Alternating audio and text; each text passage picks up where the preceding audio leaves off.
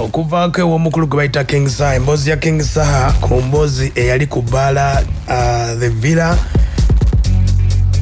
Embeera nga bwe yali King Saha bwe yali ayimba ne bamulemesa oba ne bamutataaganya mu performance ye, yasobodde okuba ate nga avaayo n'ayogera biki bwe bitambula. King Saha ennaku zino ayina ennyimba ze bayita revolutionary songs, ennyimba ez'enkyukakyuka 10 ze yakasumulula. Yakasumululayo 3 olunaku olwaleero ayina lwatadde mpaawo atalikaaba alutadde amakya g'olunaku olwaleero. Kati omukulu ono King Saha ayogedde ku nsonga nga bwe zaabadde.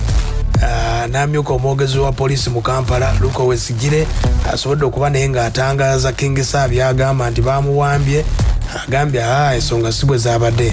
King Saha agamba nti OC eyazze ku stage oba eyazze okutataaganya performance ye byabadde bitya. Banyumbuli mu bisooka OC ezahula najja n'agamba ntiveeyo, akeera ku oda za DPC Tyson agambye nveeyo, nembuuza ate nteekateeka ki nze waniri ku mulimu sasulwaise poliisi oba erina obuzibu nange kadibesi yange gimanyi egyensamoni okusinga okujja mu bafaani nga eriwubabuba n'emmundu atamidde nga maaso bamyuse abo abantu beyewuubiramu n'emmundu babe bamusoma ne bamugulira uniform gy'ayambadde. Kati lwaki abakangakanga olw'omuntu omu.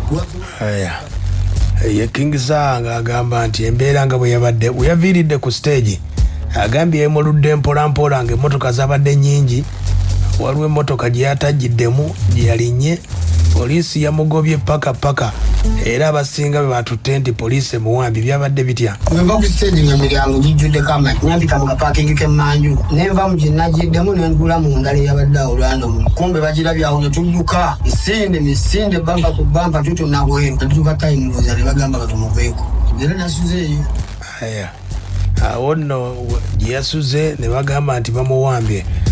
King Saha agamba agenda kusuwinga omukulu OC eyabadde mu mbeera eyo eyatataaganyizza ekivulu kye ekyabadde ku the Villa. Nze ndowooza abamu babaako feeling naye oyo avaane mu nzawulo naye tugenda kwatika naye kubanga nzigenda musambinga oba yaganya okunsambinga kyamenyeza nzigenda musambinga okutataaganya eddembe ly'abawagizi bange kuba kati embeera gye tulimu Uganda bagitambako atangoyavu buli muntu w'oli beera wali kubanga era ojja kukulina wuli nga bazze banoonya mulala nga bakukubiremu ekyasi woli beera waledi kubanga waliwo okwolesa kwa abamu abali unprofessional.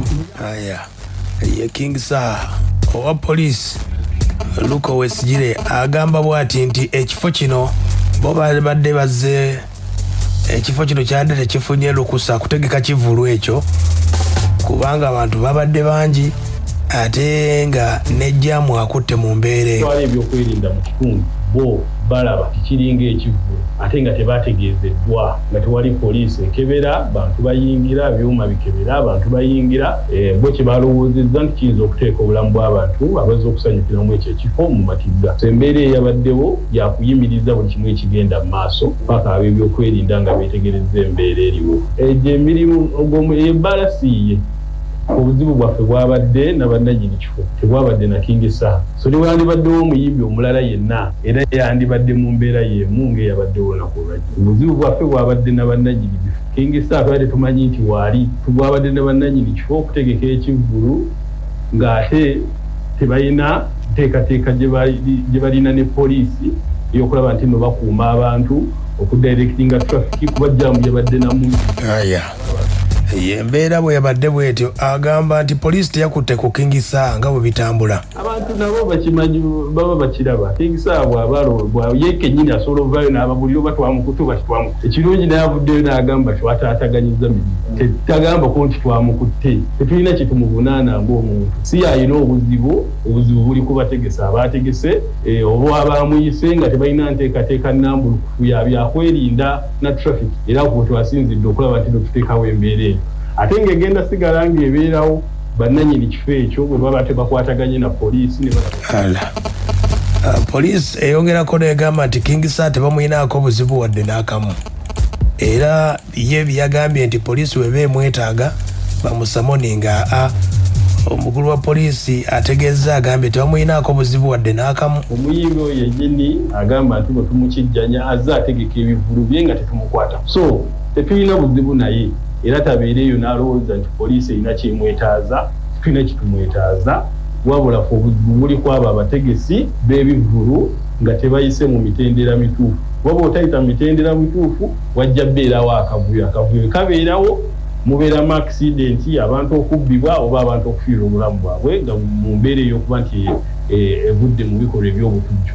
Aya kati omukulu King Sir ennaku zino ayogera nnyo ku byobufuzi, bangi nnyo ne bagamba King Sir agenda kwesimbawo sayidi zeeyo Nakawuka Busiro oba ayagala kujja kyotera. Ekibuuzo kino akyakibuzaabuza naye yagamba alwanirira muntu wa wansi kubanga ebizibu bingi nnyo.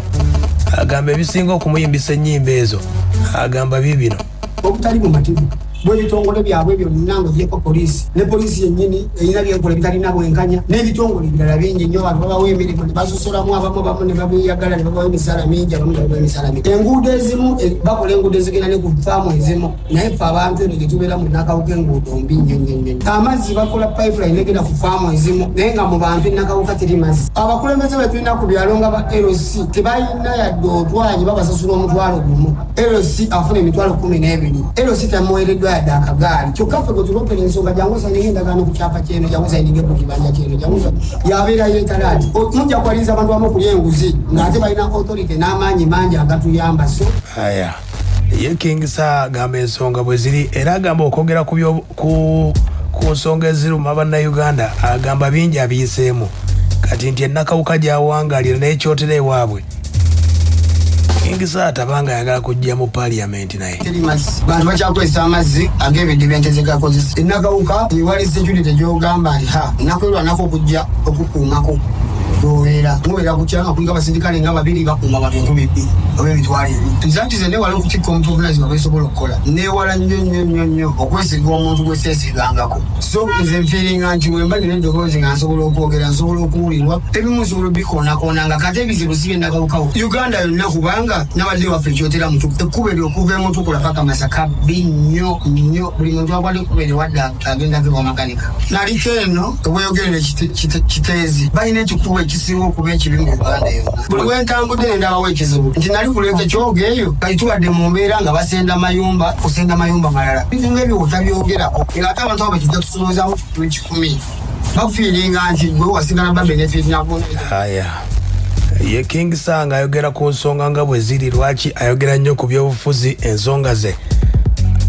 Bambuuza ku nsonga zino nti ebyobufuzi bingi nnyo oyinza okulaba nga bakulemesezza okuyimba nga byotandise okulabako.